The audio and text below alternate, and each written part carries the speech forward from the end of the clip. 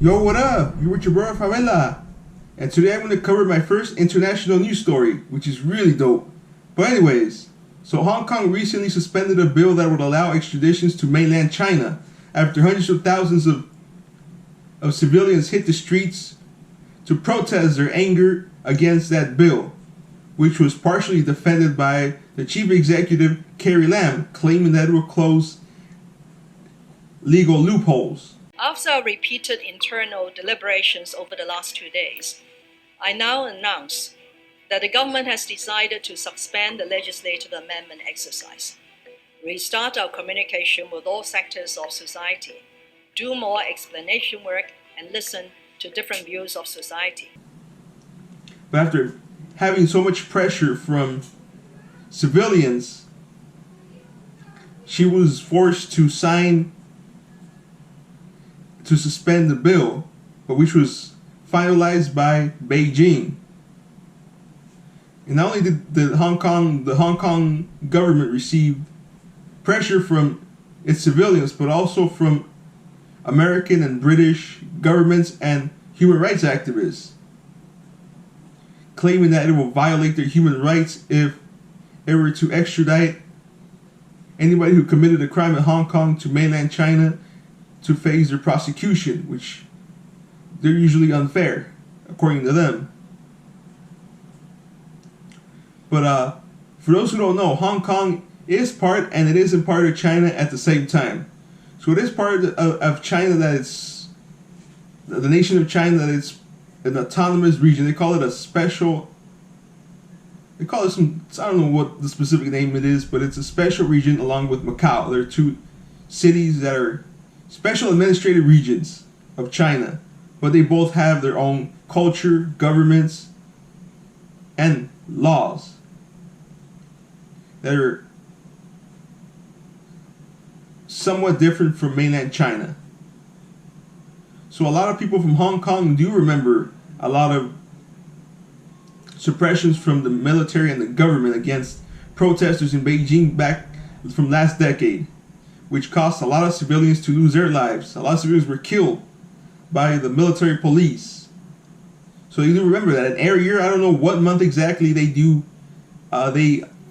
many Hong Kongers go outside to pay their respects. They light a candle up or some kind of candle to go for a commemoration of all those that died in that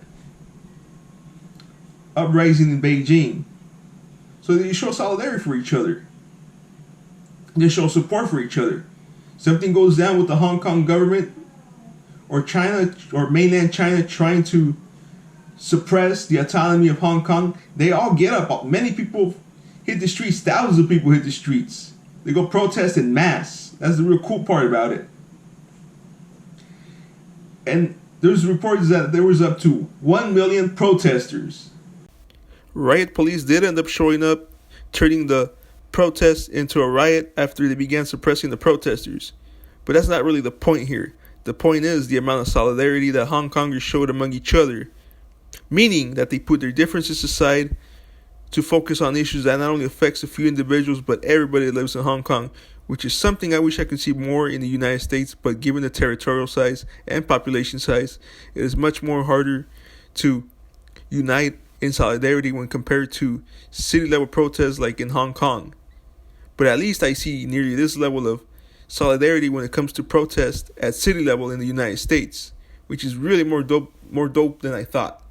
Yep. Which is, that's part of being involved and caring for your country. That's to me, that's the definition of patriotism. Because you care about your country, whether it's going through the best times or the worst times. Not only when it's going through the best times, you're patriotic. You have to be patriotic when it's going through the worst times. You have to protect your country's rights and liberties and not let no government take them away from you and just press on them. You have to say something. If someone, it's like anything. If something's bothering you, someone's bugging you, someone's stepping their boundaries with you, you got to let them know. You can't just stay quiet. You got to let them know that they have their own boundaries, that they can't overstep into your territory, which is really neat. Thousands, even a million? I mean, yeah, that's really cool.